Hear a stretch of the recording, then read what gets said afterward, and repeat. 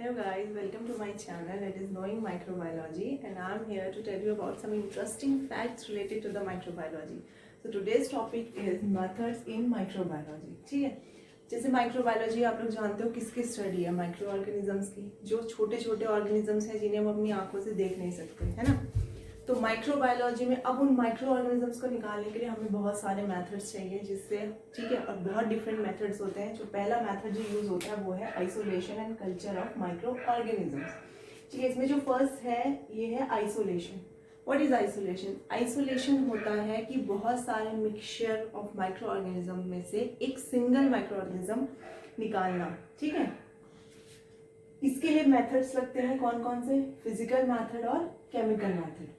Physical और chemical में क्या डिफरेंस है?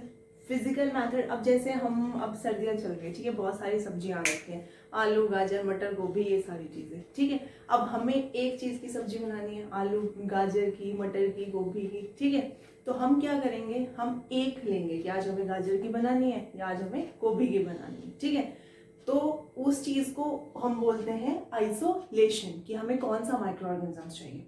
अब उसे फाइंड आउट करने के लिए दो मेथड्स हैं, फिजिकल और केमिकल, जो मैंने पहले बताया। ठीक है, फिजिकल मेथड क्या है कि हमने क्या करना है, हमें उस गाजर है जो हमारे पास, हमें उसे एज जस्ट अ सैलड खाना है। ठीक है, तो हमने जस्ट सिंपल कट करा और हमने खा लिया। ठीक है, तो ये चीज़ है फिजिकल मेथड। केमिकल मेथड कैसा मेथड है कि नहीं, हमें उसे बहुत अच्छे तरीके से उसकी ड्रेसिंग करनी है, उसमें नमक, मिर्ची, नींबू, ये सब चीज़ें निचोड़नी है और फिर हमें उसे लेना है। ठीक है, तो ये एक सिंपल सा डिफरेंस है कि फिजिकल और केमिकल मेथड में। ठीक है, तीसरा जो मेथड आता है वो आता है method of culturing aerobic bacteria.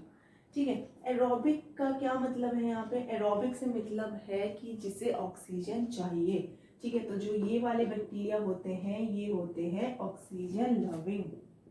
ठीक है, इन्हें ऑक्सीजन से बहुत ज़्यादा प्यार है, मतलब ये ऑक्सीजन अगर एयर में है तभी ये जिंदा रहेंगे, वरना ये वहाँ पर नहीं रह सकते, अनकंफर्टेबल होते हैं।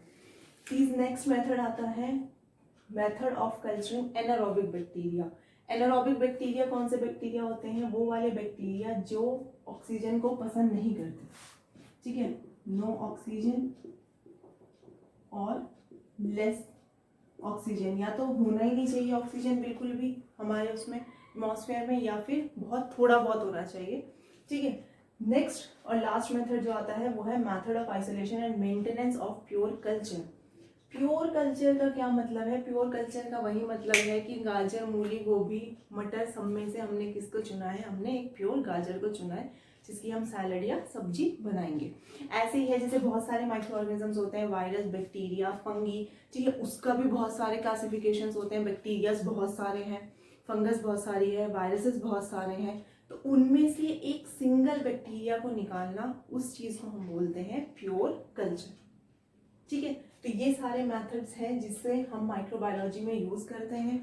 ठीक है, मैं अपनी इस वीडियोस में मैंने सिर्फ इतना बताया, आगे नेक्स्ट वीडियोस हैं जिसमें मैं इन मेथड्स को अलग अलग करके डिटेल्स में बताऊंगी। तो अगर आप लोग को नेक्स्ट और पढ़नी है तो मेरी और वीडियोस पर जाएं और उसे लाइक करें, सब्सक्राइब करें। Thank you.